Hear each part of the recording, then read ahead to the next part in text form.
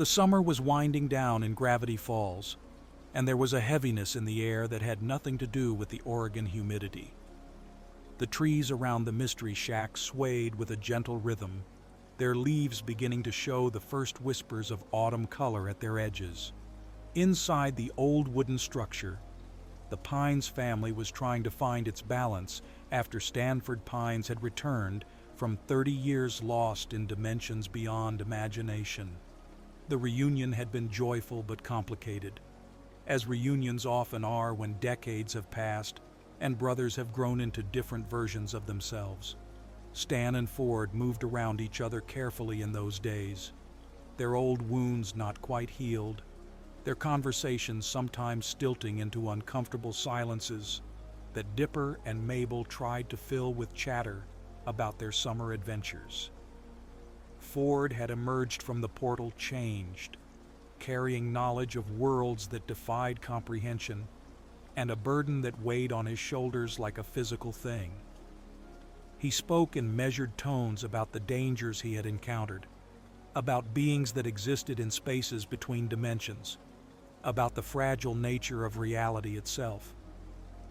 In his hands, contained within a complex device that hummed with barely contained energy, was a rift, a tear in the fabric of space and time that he had brought back with him.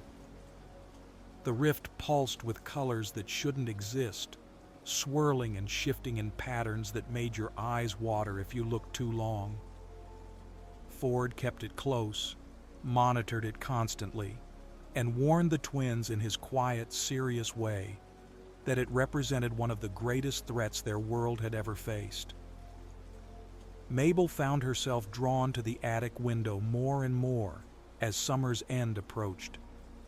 She would sit there with Waddles curled in her lap, looking out at the forest as twilight settled over the trees like a soft blanket. The sky would turn shades of purple and orange, and she would think about home, about school, about how everything was going to change. She had always been the optimistic one, the twin who saw rainbows and possibilities. But lately, there was a tightness in her chest when she thought about leaving Gravity Falls. This place had become more than just a summer destination. It had become a part of who she was, and the friends she had made felt as essential as breathing. The thought of going back to a world where none of this existed, where people didn't believe in the magical and the mysterious, felt like being asked to forget how to see in color. Dipper spent his days following Ford around like a devoted apprentice, soaking up every bit of knowledge the older man would share. They would descend into the basement laboratory where Stan had built the portal, and Ford would explain the mathematics of dimensional travel, the theories behind reality manipulation, the careful balance that kept their world stable. Dipper filled journal pages with notes and diagrams, his handwriting growing smaller and more cramped as he tried to capture everything. But even in his excitement about learning from his hero, he noticed things. The way Ford's hands would sometimes shake when he checked the rift containment. The way his great-uncle would pause mid-sentence and stare at nothing, as if seeing something invisible to everyone else. The way Ford barely slept, keeping vigil over the rift through the night, while the rest of the house breathed in gentle sleep. Stan tried to maintain normalcy, running the mystery shack with his usual blend of showmanship and questionable business practices. Tourists came and went, buying overpriced souvenirs and taking photos with obviously fake attractions. He would tell his outrageous stories with the same enthusiasm, making Suze and Wendy laugh with his ridiculous lies about mermaids and ghost trains. But at night, when the shack closed and the twins were getting ready for bed, Stan would sit at the kitchen table with Ford, and they would talk in low voices about old memories and older regrets. Sometimes Dipper and Mabel could hear them from upstairs, the soft rumble of their voices carrying through the floorboards, and they would listen to the sound of their grunkles trying to rebuild a relationship, that Time and distance had complicated beyond measure. Reality itself seemed to be holding its breath in those final weeks of summer. The town experienced small anomalies that most people dismissed or didn't notice at all. Clocks would run backwards for a few seconds before correcting themselves. The sky would flicker with colors that vanished before you could really register them. Animals behaved strangely, gathering in unusual places and watching the Mystery Shack with an intelligence that seemed almost human. Ford documented everything meticulously, his journal entries growing more concerned, more urgent. He spoke to Dipper about the dimensional instability, about how the rift was putting pressure on the barriers between worlds, about how something was trying to break through. And in all of this, there was one name that Ford spoke with a mixture of fear and disgust. A being he had encountered in his travels, who had seemed friendly at first, but whose intentions were anything but benevolent. Bill Cipher, the dream demon, the triangle of pure chaos who existed between dimensions and desired nothing more than to break free into the physical world where he could reshape reality according to his whims. Bill had been a presence throughout the summer, though the twins hadn't always recognized the full extent of his influence. He had appeared in dreams, made deals that seemed harmless but carried terrible costs, manipulated events from the shadows like a puppeteer pulling strings. He was impossibly old, a being who had watched countless civilizations rise and fall, who understood the weaknesses of mortals and knew exactly how to exploit them. Ford had once trusted him, had once considered him a muse who could help unlock the secrets of the universe.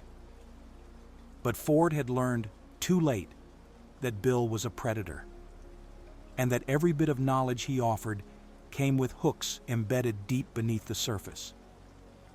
The portal that Stan had spent 30 years rebuilding, the machine that had pulled Ford back from the spaces between worlds, had been part of Bill's plan all along. Bill needed a way into the physical dimension, and Ford's research had nearly given it to him. Only Ford's decision to scatter the journals and hide himself had prevented catastrophe. But now that Ford was back, now that the rift existed, Bill was closer than ever to achieving his goal. Mabel couldn't articulate the anxiety that had settled into her bones, but it manifested in the way she threw herself into activities with perhaps too much enthusiasm.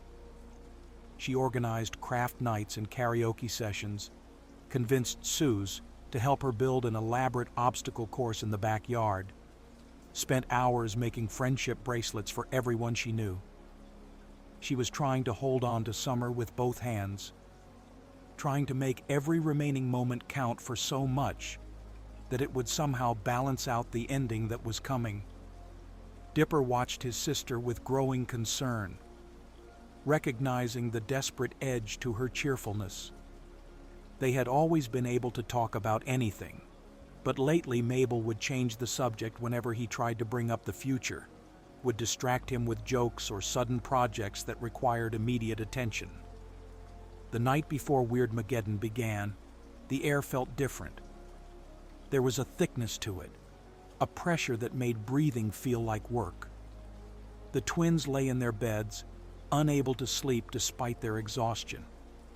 Waddles snored softly at the foot of Mabel's bed, oblivious to the tension. Downstairs, they could hear Ford pacing, his footsteps a steady rhythm that spoke of worry and vigilance. The rift was becoming more unstable, requiring constant monitoring and adjustment. Any significant emotional trauma or energy discharge could cause it to expand, could weaken the already fragile barriers between dimensions. Ford had explained this to them in careful terms, making sure they understood the stakes without wanting to terrify them. But there was no way to fully comprehend what it meant. No way to really grasp the enormity of what hung in the balance. Mabel stared at the ceiling, tracing the familiar patterns of wood grain that she had memorized over the summer. She thought about her parents waiting at home, about her bedroom that suddenly felt like it belonged to a different person, about school starting and the routine of normal life resuming. She thought about Wendy and Suze and Pacifica, about how they would all just be memories soon, people she used to know in a place she used to visit. The thought made her throat tight and her eyes sting. She had been so focused on the adventures, on the mysteries and the magic, that she hadn't let herself think about the fact that it was all temporary. Summer always ended. Stories always concluded. And she wasn't ready. She wasn't ready for any of it. Dipper lay on his back, Journal 3 resting on his chest, feeling the weight of it like an anchor. He had learned so much over the summer, had grown in ways he couldn't have anticipated. He had faced monsters and ghosts, had solved mysteries and saved lives. He had found confidence he didn't know he possessed, had discovered that bravery wasn't about being unafraid, but about acting despite the fear. But he also felt the weight of responsibility, the knowledge that there were still threats out there, still dangers that needed to be confronted. Ford had shared some of his concerns about Bill Cipher, had warned Dipper about the demon's manipulations. Dipper remembered his own encounter with Bill, the deal he had made and immediately regretted, the way Bill had twisted his desperation for knowledge into something dark and dangerous. He knew that Bill was still out there, still watching, still waiting for an opportunity. And the rift that Ford guarded so carefully represented exactly the kind of opportunity Bill had been seeking for eons. In those final nights before Weirdmageddon, the twins spent time together in the quiet of the attic, talking about their fears and hopes. Mabel had been wrestling with anxiety about summer ending, about losing the connections and magic of Gravity Falls. Dipper had his own concerns about the future, about the responsibilities he felt and the threats that still lurked in the shadows. They talked about staying close no matter what changed, about facing whatever came next together. These conversations, soft and honest in the darkness, strengthened the bond between them in ways they couldn't yet fully understand. They didn't know that their connection would be tested sooner than they could imagine, that the very next day would bring challenges that would push them to their absolute limits. The morning arrived with deceptive peace. Sunlight filtered through the trees, birds sang their usual songs, and the mystery shack woke slowly to another day that seemed like all the others. Suze arrived early, whistling as he started his opening routine, checking the attractions and making sure everything was ready for the tourists who would arrive later. Wendy showed up for her shift, tying her flannel around her waist and grabbing a popsicle from the freezer before settling into her position at the gift shop counter. Stan was in the kitchen making his notoriously terrible breakfast, while Ford was in the basement, having barely left the rift's side all night. Dipper and Mabel came downstairs, and for a moment, everything felt normal. For a moment, it seemed like just another day in their extraordinary summer. But Ford knew better. He had seen the readings, had watched the rift's energy patterns spiraling toward instability. He had tried everything he could think of to strengthen the containment, but the forces at play were beyond his ability to control indefinitely. The rift wanted to expand, wanted to tear reality apart, and it was taking all of Ford's knowledge and equipment just to keep it from growing. He had been considering options, had been thinking about what might need to be done if containment failed completely. But he hadn't shared these thoughts with anyone, hadn't wanted to alarm his family until he had exhausted every other possibility. Ford Pines had always tried to handle his problems alone, had always believed that his intelligence and determination could overcome any obstacle.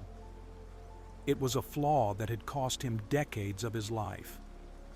And it was a flaw that would soon cost the entire town far more than he could have anticipated. Bill Cipher had been patient, which was remarkable for a being of pure chaos. He had watched and waited, had laid his plans with a careful attention to detail that contradicted his chaotic nature. He understood his enemies now, understood their weaknesses and attachments, understood exactly how to strike when they were most vulnerable. From what would unfold, it seems he had been whispering in dreams, planting seeds of doubt and fear, creating the emotional instability that would eventually shatter the rift's containment. The way events unfolded suggests he had identified the perfect vulnerabilities to exploit, the emotional pressure points that could create the energy surge needed to break the rift's containment. The precise moment when Weirdmageddon began is something that would be debated by those who survived it. What is certain is that Bill found his opening, exploiting the emotional vulnerability that had been building throughout those final days of summer. The rift's containment, strained beyond what Ford's equipment could handle, reached a critical threshold. Whether it was a surge of powerful emotion nearby, or simply the inevitable collapse of an impossibly unstable system, the result was catastrophic. In the basement, Ford watched in horror as the rift's containment began to fail. The energy reading spiked, alarms blared, and Ford ran for the stairs, trying to do something, anything, to prevent what was coming. But he was too late. Bill had been waiting for exactly this moment, and he moved with the speed of thought, materializing in the space between worlds and shattering the rift's weakened barriers with a triumphant laugh that echoed across dimensions. The sky above Gravity Falls split like a broken mirror, reality fragmenting into impossible patterns. Colors that had no names swirled and collided, forming shapes that hurt to perceive. The clouds twisted into grotesque forms, faces and symbols appearing and disappearing in the chaos. The sun seemed to freeze in place, casting a strange, dim light that made everything look slightly unreal. And through the tear in the sky descended Bill Cipher, finally freed from his dimensional prison, finally able to exist in the physical world without restriction. He was massive, a triangle of yellow and black that defied perspective, seeming both close and impossibly distant. His single eye blazed with an unholy light, and his laugh rolled across the town like thunder, a sound of pure malevolent joy. Weirdmageddon had begun, and nothing would ever be the same. The transformation of Gravity Falls happened with nightmarish speed. Buildings twisted and melted, reforming into impossible architecture that defied every law of physics. The forest became a tangled maze of trees that moved and whispered, their branches reaching like grasping fingers. The streets rippled and shifted, solid pavement becoming liquid one moment and crystalline the next. And through it all came the creatures, beings from Bill's dimension pouring through the tear in reality like water through a broken dam. There were things with too many eyes, things with too many limbs, things that were just teeth and hunger wrapped in shapes that made no sense. They cavorted through the streets, celebrating their liberation, turning the quiet town into their playground of chaos.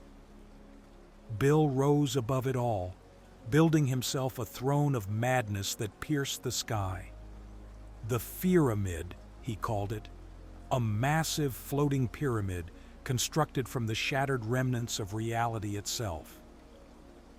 From this vantage point, He could survey his new domain, could watch his creatures spread chaos throughout the town, could finally begin the work of unmaking the world and remaking it according to his desires. He was drunk on power, on the freedom he had sought for so long, on the knowledge that he was now unstoppable. The barriers between dimensions were shattered. The rules of reality were his to rewrite. And the pathetic little mortals who had tried to keep him contained were now his to play with however he wished. The residents of Gravity Falls reacted with understandable panic.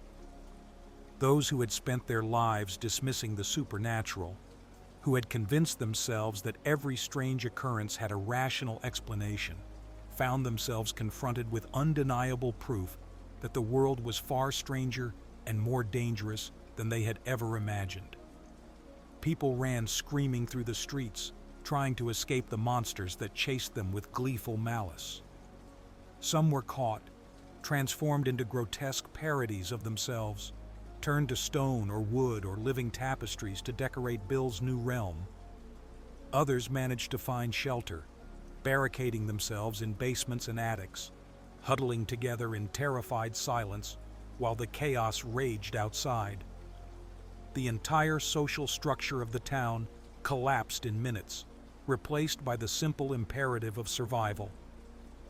At the Mystery Shack, the Pines family had seconds to react before the wave of chaos reached them. Ford grabbed the twins, pushing them toward the basement, shouting instructions about protective symbols and dimensional shielding. Stan was right behind them, his usual bravado replaced by genuine fear as he saw the sky literally falling apart above them. But even as they ran, Bill's power reached into the shack, reality warping and twisting around them. Mabel felt something grab her, not physically, but in some deeper way. And suddenly, she was being pulled away from her family, pulled towards something that felt both terrifying and seductively appealing. Bill had special plans for Mabel. He understood that she was the key to keeping Ford and the others from interfering with his fun. So he created something just for her, a prison that didn't feel like a prison at all, a bubble of pure wish fulfillment where she could hide from the scary reality of growing up. Inside the bubble, summer never ended. Inside the bubble, her friends were always there. Inside the bubble, everything was perfect, and nothing ever had to change. It was cruelty disguised as kindness, a trap baited with everything Mabel desperately wanted. And in her confused and frightened state, with reality crumbling around her and her emotions in turmoil, Mabel didn't resist.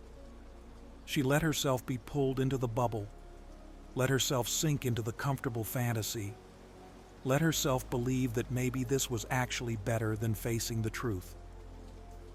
Dipper watched his sister disappear, saw her vanish into a sphere of glittering light that sealed itself and floated away into the transformed sky. He lunged for it, screaming her name, but Ford held him back. The shack was under attack, creatures pounding at the doors and windows, reality bending and warping around them. They needed to seal the protective barriers, needed to create a space where Bill's influence couldn't reach.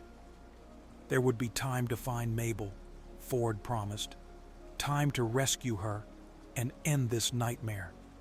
But first, they had to survive. First, they had to regroup and plan and figure out how to fight back against a being who had just become essentially omnipotent within the confines of Gravity Falls.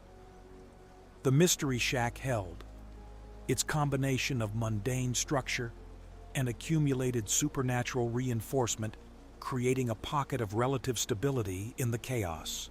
Ford activated every protection he had installed over the years, symbols glowing to life on walls and floors, creating a barrier that even Bill's power couldn't immediately penetrate. Inside this refuge, the survivors gathered themselves, trying to process what had just happened, trying to understand how their world had ended in the space of minutes. Stan paced like a caged animal, demanding they go after Mabel right now, refusing to accept any delay. Dipper was pale and shaking, guilt washing over him as he realized his argument with Mabel had been the trigger for all of this. Ford looked older than he had in 30 years, the weight of his failure crushing down on him. Suze and Wendy, who had managed to make it to the shack just as the barriers went up, stood together in shocked silence, trying to comprehend the impossible reality they now inhabited. Outside, Gravity Falls burned with cold fire. The chaos was methodical in its randomness, destruction artfully orchestrated to create maximum despair. Bill and his friends, as he called his dimensional cohorts, played games with the captured townspeople. They created impossible mazes and watched people run through them. They twisted reality around individuals until they couldn't remember who they were. They held performances where the audience had no choice but to watch and applaud. It was cruelty as entertainment, suffering as art, and Bill reveled in every moment of it. He had waited so long for this, had planned for eons, and now he was finally free to indulge his nature without restriction. But even in the depths of chaos, resistance began to form. Survivors found each other, banding together in small groups. They discovered that certain places held pockets of stability, that certain symbols could ward off the weaker creatures, that working together increased their chances of staying human. The town's capacity for weird had actually prepared them better than most for this apocalypse. They had seen strange things before, had experienced the supernatural in small doses throughout their lives. This was just all of it at once, concentrated and amplified beyond comprehension. But the basic survival instincts remained the same. Hide, help each other, and wait for an opportunity to fight back. Inside her bubble, Mabel was living in what seemed like a perfect dream. Summer stretched endlessly before her, each day filled with fun and laughter and none of the pain of reality.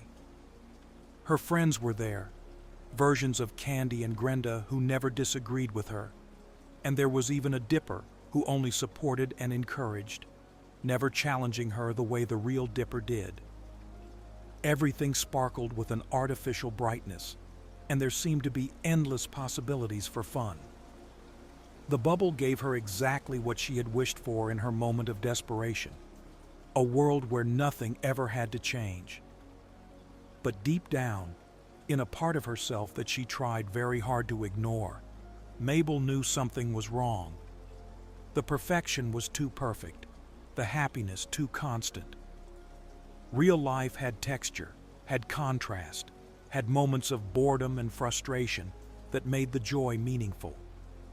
This was like living inside a fantasy, everything bright and cheerful and ultimately hollow. The people around her, even the version of Dipper, didn't feel quite right. They lacked the complexity and unpredictability of real people. But acknowledging these doubts meant acknowledging that she was in a prison, that Bill had trapped her, that the real world was out there falling apart while she hid in comfort.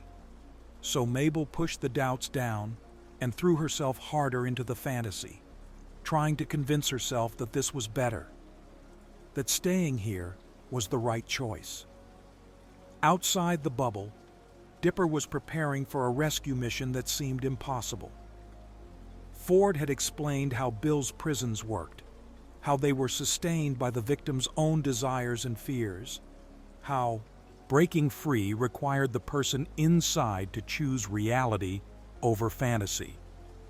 But reaching the bubble meant venturing out into Weirdmageddon, meant facing Bill's creatures and the transformed landscape, meant risking capture or worse. Dipper didn't care. Mabel was his sister, his twin, the other half of his soul, and he would walk through literal hell to bring her back. He wouldn't leave her trapped in a fake world, wouldn't let her miss out on real life just because it was hard. They had made a promise, and he intended to keep it no matter what it cost him. The journey through transformed Gravity Falls was a nightmare made manifest. Dipper, along with Wendy and Seuss, who insisted on coming despite the danger, crept through streets that shifted beneath their feet. Buildings watched them with eyes that opened in walls. Roads whispered secrets that drove people mad if they listened too long. They hid from Bill's friends, from the 8-ball who rolled through town looking for victims, from the teeth creature who left trails of stolen smiles, from Pironica, who set entire blocks aflame just to watch them burn. They saw people they knew transformed into decorations, saw the cheerful chaos that Bill had created as his idea of paradise. And through it all, they kept moving forward, kept searching for the bubble that held Mabel prisoner. Wendy proved invaluable during the journey. Her practical knowledge of the town and her unflappable nature keeping them alive through encounters that should have ended them. She knew shortcuts through the forest, remembered safe places that retained some semblance of normalcy. Seuss provided emotional support, his good nature somehow surviving even this apocalypse, reminding them that they were the good guys, that they would save Mabel and save the town because that's what heroes did. And Dipper pushed forward with desperate determination, barely sleeping, barely eating, focused entirely on reaching his sister. He blamed himself for this, knew that his words had hurt her, that his inability to understand her fear had contributed to her emotional breakdown. He carried that guilt like a physical weight, and it drove him forward even when exhaustion threatened to drop him in his tracks. They found the bubble floating above what used to be the town square, a perfect sphere of shifting colors that hummed with contained reality. It was beautiful in a disturbing way, promising everything the heart desired while concealing the truth of its nature. Dipper stood before it, reaching out to touch its surface, feeling the warm energy that pulsed from within. He could sense Mabel on the other side, could feel her presence like an echo of his own heartbeat. Getting inside would require letting the bubble pull him in, trusting that he could resist its temptation and help Mabel do the same. It was dangerous, potentially fatal, but Dipper never hesitated. He pressed his hand against the surface, felt it ripple and give, and stepped through, into his sister's perfect prison. The bubble's interior was overwhelming in its cheerfulness. Everything was bright and saturated with color, the sky a perfect blue, the sun a perfect yellow circle with a smiling face. Music played constantly, a gentle upbeat melody that never changed or ended. And there was Mabel, surrounded by her friends and her unicorn, wearing a sweater covered in stars and rainbows, laughing at something that couldn't possibly be that funny. She looked happy, genuinely happy, but also somehow smaller than she should be, diminished by the artificial perfection. When she saw Dipper, her smile faltered for just a moment before brightening again with forced cheer. She welcomed him to her world, invited him to stay and enjoy the endless summer. And Dipper felt his heart break at how desperately she was trying to convince herself this was real. Convincing Mabel to leave was the hardest thing Dipper had ever done. She resisted, argued, pulled out every defense she had built up. This was better, she insisted. This was safe. Out there was scary and painful, and everything ended, and she didn't want to deal with any of it. Why couldn't Dipper just stay here with her where things were good? Why did they have to go back to a world that was literally falling apart? But Dipper knew how to reach her because he knew his sister better than anyone. He reminded her of all their real adventures, the ones with genuine stakes and genuine fear and genuine triumph. He reminded her that the best moments of their summer had been the ones where they faced challenges together, where they were brave even when they were scared. He reminded her of their promise, that they would face whatever came next together, not by hiding from it, but by meeting it head-on. And slowly, painfully, Mabel began to remember. She began to see through the fantasy, to recognize it for the prison it was. The perfect friends revealed themselves as hollow copies, saying scripted lines without understanding. The unicorn faded into insubstantial light. The music became grating and monotonous. Even the sunshine felt fake, too constant, too unwavering to be real. Mabel looked around at her perfect world and finally admitted to herself what she had known all along. This wasn't living, this was hiding. And while hiding felt safe, it also felt empty. Real life hurt sometimes, but it also meant real connections, real growth, real moments of genuine joy. The summer was ending, change was coming, and she couldn't stop it by closing her eyes and pretending otherwise. When Mabel took Dipper's hand and turned toward the bubble's edge, the fantasy fought back. The friends turned into twisted versions of themselves, trying to convince her to stay, voices becoming desperate and then angry. The bubble itself contracted, trying to keep her inside, reality distorting and warping as it refused to let go of its prisoner. But Mabel held tight to Dipper, held tight to the truth of their bond, and pushed forward. They ran through collapsing scenery, through shattering illusions, through all the fears and doubts that the bubble could throw at them. And when they burst through the surface back into the chaos of Weirdmageddon, gasping and shaking but together, Mabel felt something she hadn't felt in what seemed like forever. She felt real. She felt alive. She felt ready to face whatever came next. The reunion between the twins was witnessed by Seuss and Wendy, who had been keeping watch outside the bubble, and their joy was a brief moment of light in the darkness. They held each other and cried and apologized, and promised never to let anything separate them again. Mabel was horrified by what Gravity Falls had become, devastated by the knowledge that her emotional breakdown had helped cause this. But Dipper stopped her before guilt could overwhelm her. This wasn't her fault, he insisted. Bill had manipulated her, had exploited her perfectly normal fears to create the circumstances he needed. She was a victim, not a villain. And now they had work to do, because they were going to end this nightmare and save their town. Getting back to the Mystery Shack meant another journey through chaos.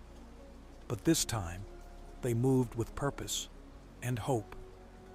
They gathered other survivors along the way, people who had been hiding in pockets of stability, waiting for some sign that resistance was possible. Pacifica Northwest, the former mean girl who had become a genuine friend, emerged from the ruins of her family's mansion with a small group of refugees she had been protecting. McGucket, the old inventor whose memories had been restored earlier in the summer, appeared with a wild look in his eyes and plans for impossible weapons drawn on scraps of paper.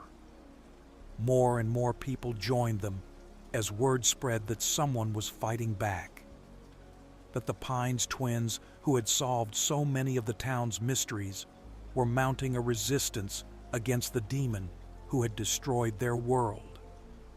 The Mystery Shack had become a fortress, its protections reinforced by Ford's desperate engineering.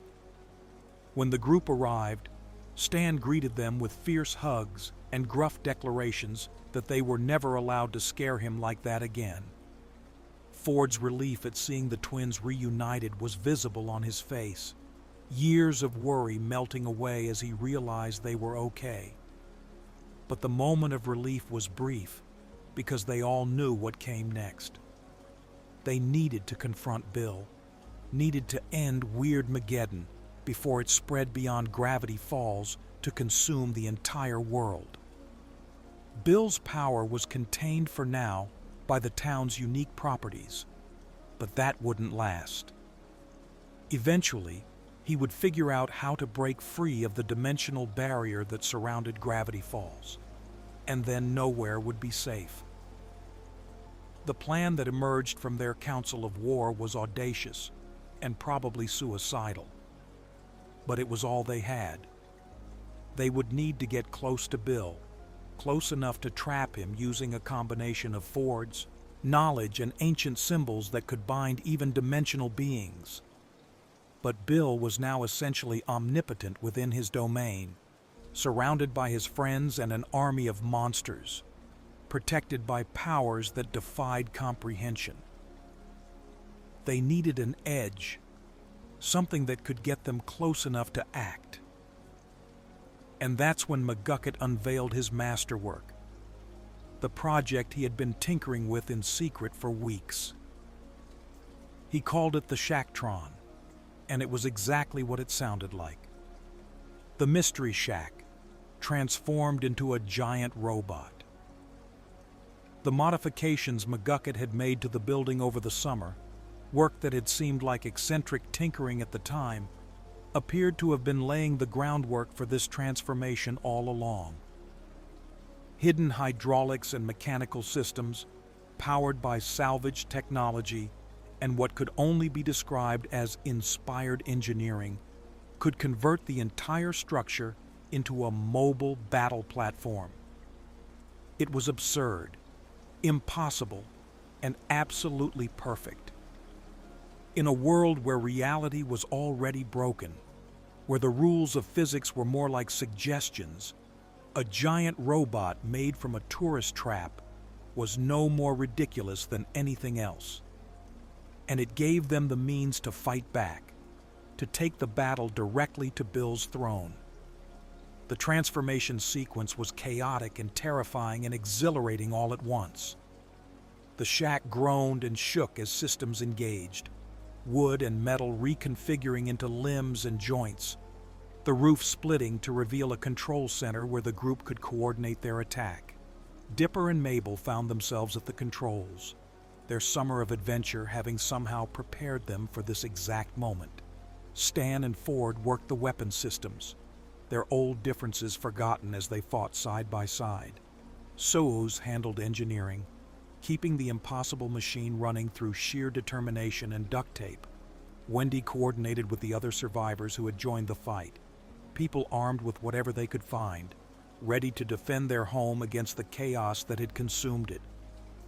The battle that followed would be remembered by the survivors for the rest of their lives, though the details would become hazy and dreamlike with time.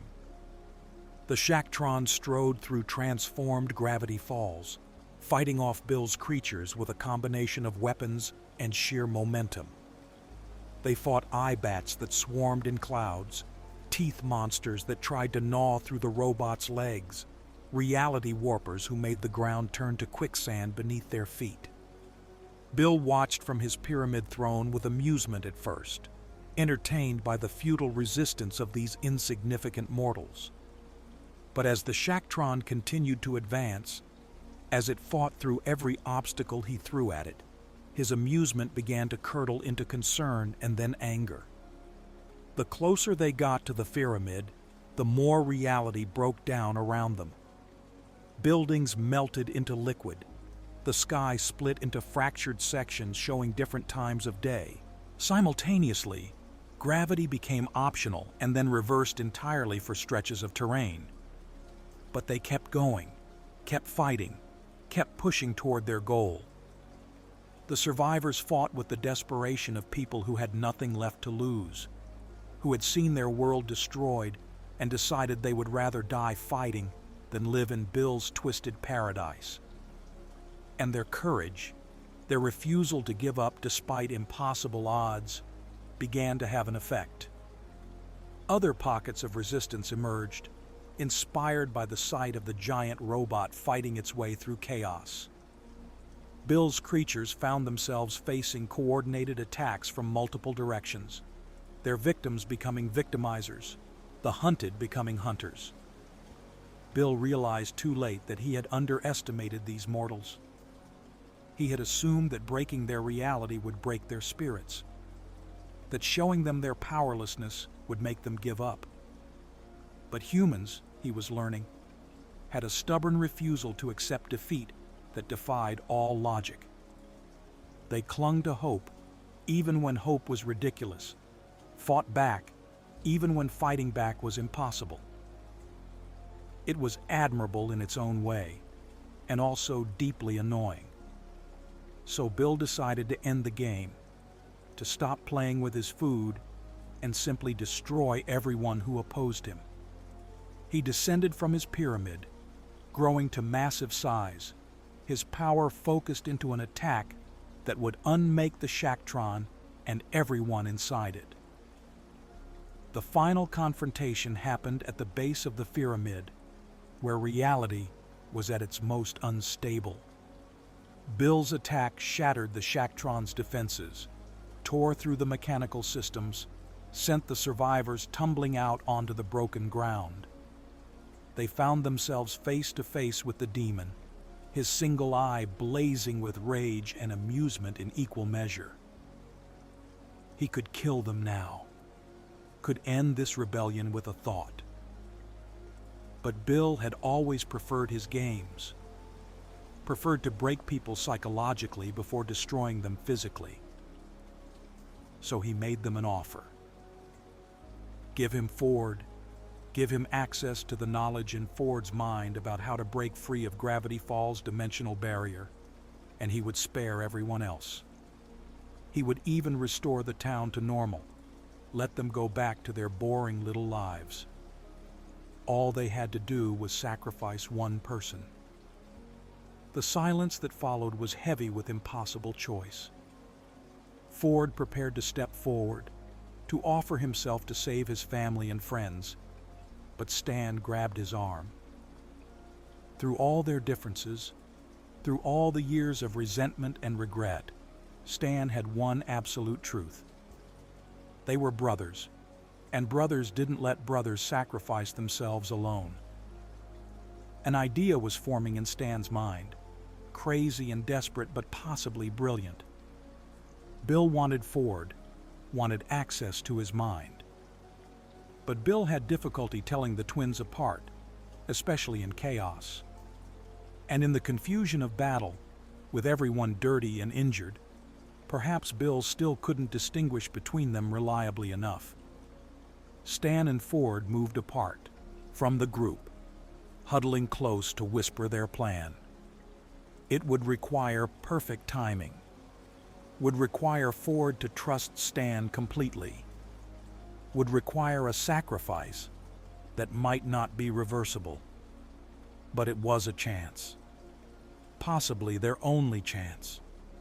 Ford looked at his brother, really looked at him for the first time in 30 years, and saw not the screw-up who had ruined his life, but the person who had spent 3 decades trying to bring him home.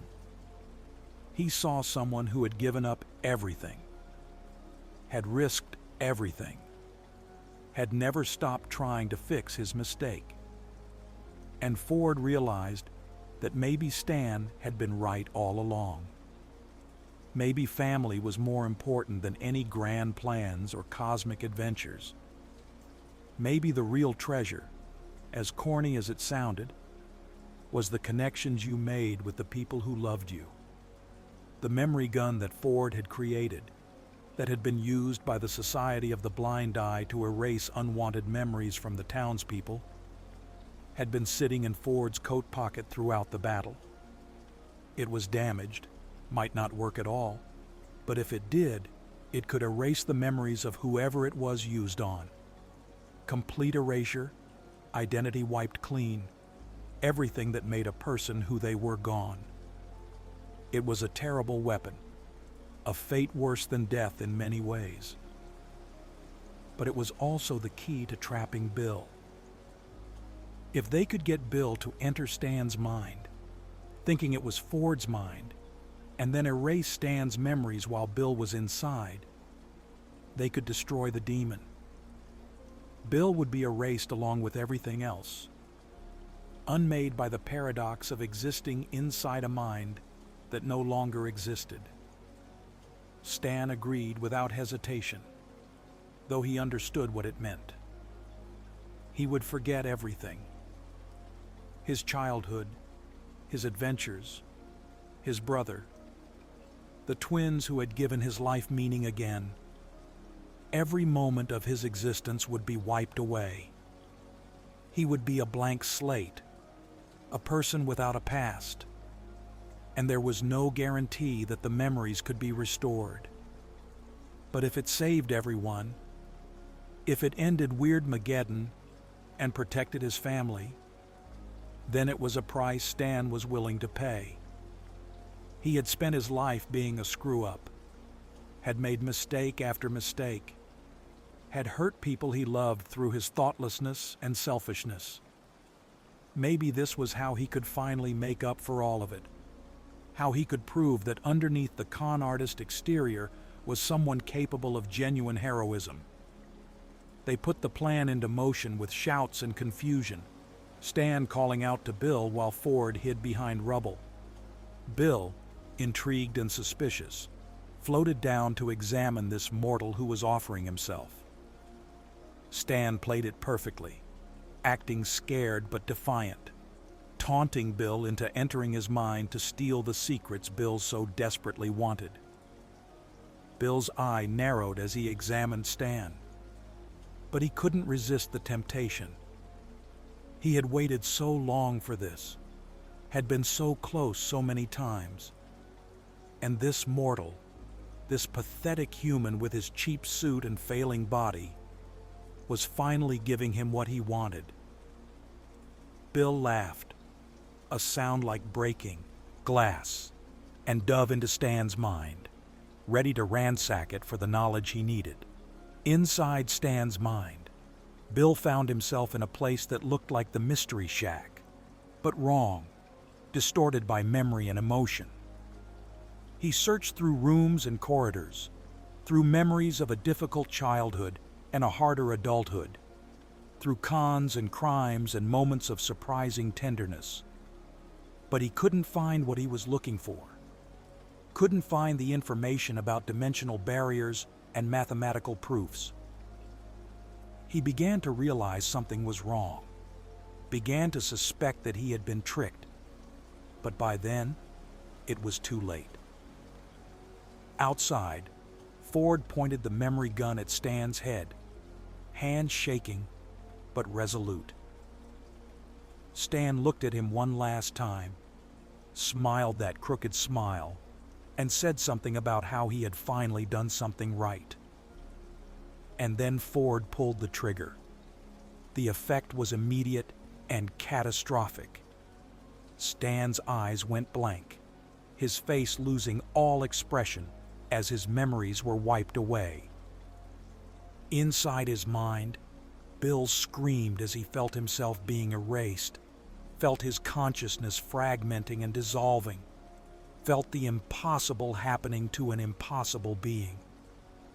Bill Cipher, the dream demon who had existed for longer than human civilization, who had destroyed countless worlds and planned to destroy countless more, was being unmade by the simple act of forgetting. His last thought, before he ceased to exist, was surprise. He had never considered that mortals could be clever enough, desperate enough, stupid enough to use their own mortality as a weapon against him. And then he was gone, scattered into non-existence, his reign of chaos ending with a whimper instead of a bang. The changes to Gravity Falls began reversing immediately. The sky healed itself, colors fading back to normal blue and white. Buildings untwisted, resuming their proper shapes and positions. The creatures from Bill's dimension were pulled back through the closing tear in reality, their protests and rage fading as they were ejected from the physical world. People who had been transformed into decorations returned to their normal forms, confused and traumatized, but alive. The pyramid dissolved into light and was gone, taking with it all evidence of Bill's brief but terrible rule. Within minutes, Gravity Falls looked almost normal, though the signs of battle remained in damaged buildings and scorched earth. The apocalypse was over, ended by the sacrifice of one foolish, brave old man who had finally found something worth dying for. But the price of victory stood before them, blank-eyed and empty. Stan Pines, the man who had run the Mystery Shack for 30 years, who had spent 3 decades working to save his brother, who had taken in his great-niece and nephew and given them the best summer of their lives, was gone. The body remained, breathing and alive, but the person inside was simply not there anymore. When Ford spoke his name, Stan looked at him with no recognition, no understanding. When Dipper and Mabel hugged him, he stood passive and confused, unsure why these children were crying and holding him. The victory felt hollow as they realized what they had lost, as they understood that saving the world had cost them someone they loved. Mabel sobbed against Stan's chest, begging him to remember, to come back to them. Dipper stood frozen, unable to process that his grunkle, his hero, the man who had protected them all summer, was effectively dead. Ford held the memory gun in his hands, staring at it with an expression of absolute devastation, knowing that he had just erased his brother's entire existence to save the world. The survivors who had fought alongside them watched in respectful silence, understanding that this moment belonged to the Pines family, that this grief was private even in the midst of public victory. Suze and Wendy stood together, holding each other as they cried for the man who had been a father figure to both of them in different ways. But Mabel Pines had never been good at accepting defeat, and she refused to accept this one. Stan had sacrificed himself to save them, but that didn't mean he was gone forever. Memories were stored in the brain, and while the gun had erased Stan's access to them, maybe the data itself was still there, buried but not destroyed. Ford, listening to his niece's desperate reasoning, felt hope spark in his chest. She was right, of course. The brain was just a storage device, and if they could trigger the right connections, could provide the right stimuli, maybe they could help Stan reconstruct himself. It would take time, would require patience and love, and probably a little bit of magic, but it might actually be possible. They started immediately, gathering everyone who knew Stan, collecting photographs and objects that connected to his past. Suze ran to get the scrapbook that Mabel had been maintaining all summer, filled with pictures of their adventures and Stan's goofy poses. Wendy called her father and the other townspeople, asking them to come share their memories of Stan. McGucket arrived with old photographs from 30 years ago, back when he and Ford and Stan had all been friends before things fell apart. And slowly, patiently, they began trying to remind Stan of who he had been, telling him stories and showing him proof of the life he had lived. At first, nothing seemed to work. Stan looked at the photographs with confusion, listened to the stories with polite incomprehension. He smiled when they smiled, frowned when they frowned, but it was clear he was just mirroring their emotions without understanding them. Hours passed with no progress, and the group began to lose hope. Maybe the erasure was permanent.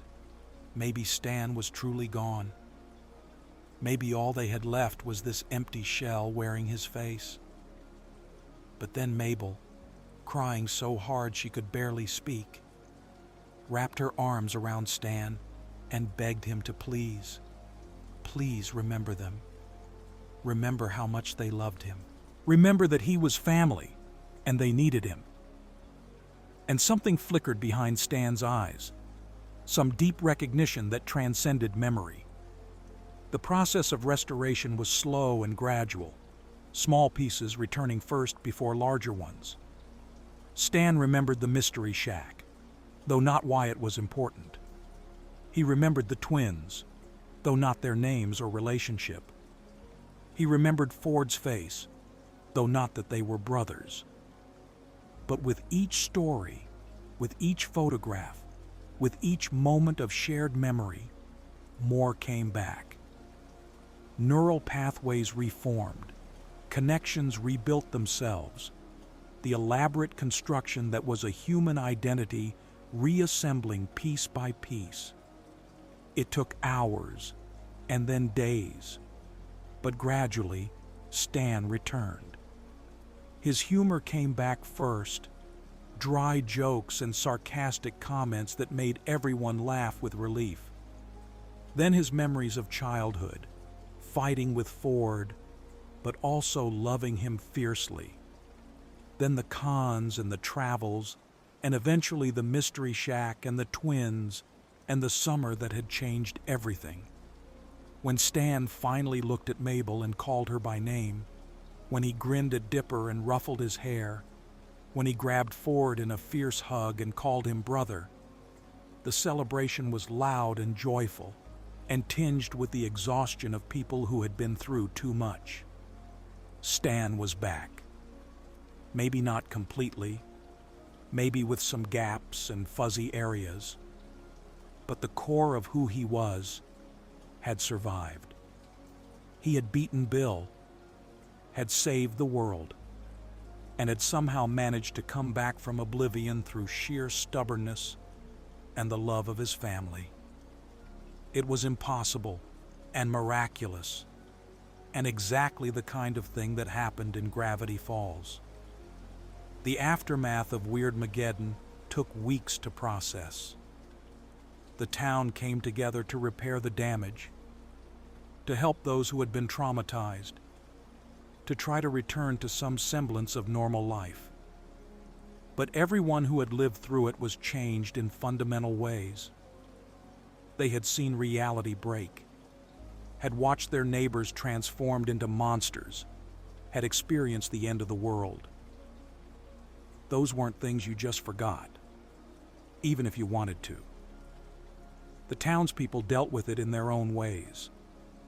Some threw themselves into reconstruction, working until exhaustion kept the nightmares at bay. Others talked endlessly, processing through words what their minds couldn't quite comprehend. Some left, deciding that Gravity Falls was too weird, too dangerous, too full of memories they wanted to escape. But most stayed, because this was their home, and you didn't abandon home just because things got difficult. The Pines family spent those weeks together, rarely leaving the mystery shack, helping each other heal from their individual and collective trauma. Ford blamed himself for everything, for creating the portal that led to Weirdmageddon, for trusting Bill in the first place, for almost losing his brother permanently. Stan, with his partially restored memories, had a new perspective on their old arguments and found he couldn't maintain his resentment anymore. They had almost lost each other forever, and that put their childhood grudges in sharp perspective. The twins processed their own guilt and fear, supporting each other through nightmares and crying fits, slowly learning that trauma didn't have a timeline and healing wasn't linear.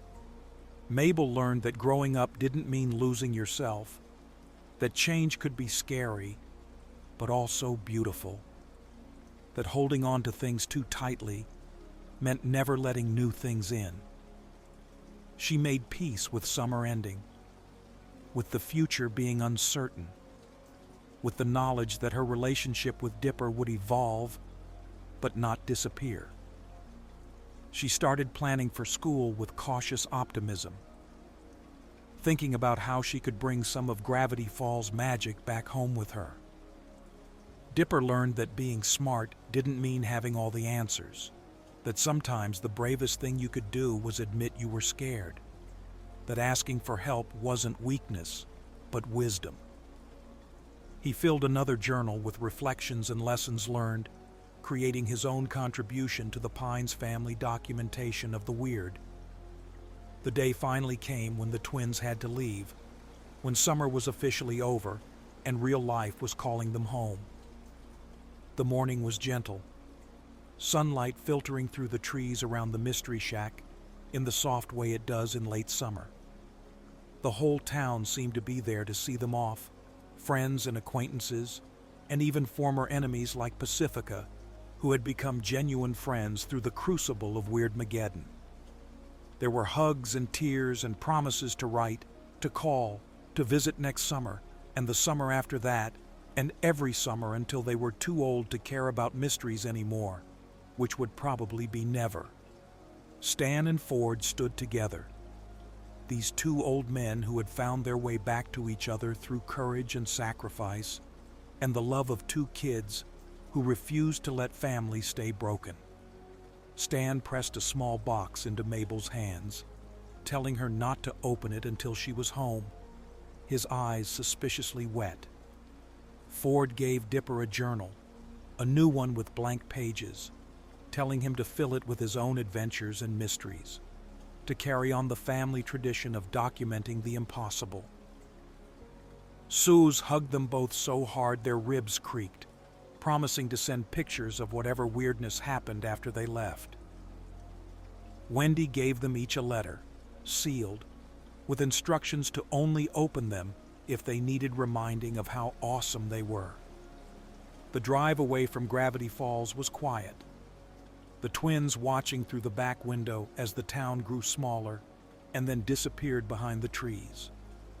They held hands between them, and neither said anything because there was too much to say and no words adequate to express it.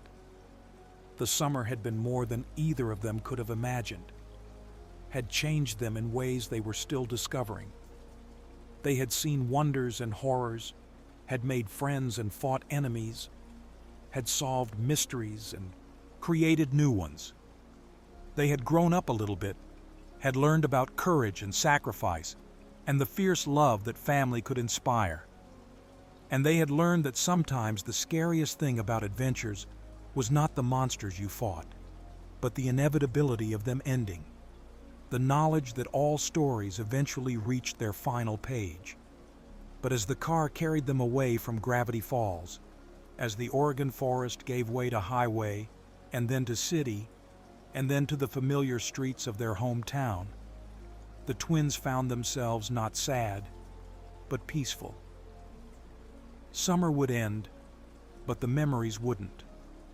The bonds they had formed wouldn't disappear just because of distance. And there would be other summers, other visits, other chances to return to the place that had changed them so completely. Gravity Falls would be there waiting for them, as would Stan and Ford and everyone else they loved. Some things changed, but some things stayed constant, and the love between siblings who had saved the world together was about as constant as things could get. The twins fell asleep that night in their own beds, in their own room, surrounded by the comfortable familiarity of home. But their dreams were filled with pine trees and mysteries, with creatures both friendly and frightening, with the echo of their grunkles' laughter and the knowledge that they had been part of something extraordinary. And in Gravity Falls, in the old mystery shack surrounded by forest and magic, Stan and Ford sat on the porch and watched the stars emerge. They didn't talk much, didn't need to, but the silence between them was comfortable and full of unspoken understanding. They had both been given second chances, had both learned that it was never too late to heal old wounds and create new memories. The town around them breathed softly in the darkness, settling into its own peaceful sleep, the chaos of Weirdmageddon fading into legend and story. Weirdmageddon was over, but Gravity Falls would never be quite the same. The apocalypse had revealed the supernatural to everyone, had forced the town to acknowledge what it had been ignoring for generations. But in a way, that revelation was freeing. No more secrets, no more denials. Just an acceptance that the world was weirder and more wonderful than anyone had imagined. And in that acceptance, in that willingness to embrace the strange, the town found a new kind of peace. Not the peace of ignorance, but the peace of understanding, of community, of people who had survived the impossible together and emerged stronger for it. The history of Weirdmageddon would be told and retold, would become part of the town's mythology, would inspire new generations to look closer at the world around them, and never dismiss the unexplainable. And so, Gravity Falls settled into its new normal, a place where the weird was acknowledged and even celebrated, where survivors of an apocalypse went about their daily lives with the knowledge that they had faced the end of the world and won.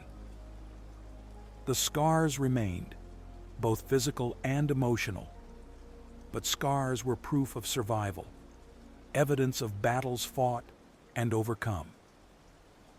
The town rebuilt, relationships healed, and life continued with the steady rhythm that life always finds, even after catastrophe. The forests around the town whispered their secrets to those who would listen. The lakes held their mysteries close, and somewhere in the spaces between dimensions, the barriers held firm, keeping chaos at bay and preserving the delicate balance between the normal and the paranormal. In the years that followed, Dipper and Mabel would return every summer, and each visit would bring new adventures, new mysteries, new chances to prove themselves and protect the town they loved. They would grow older, would change and develop, would become the people they were always meant to be.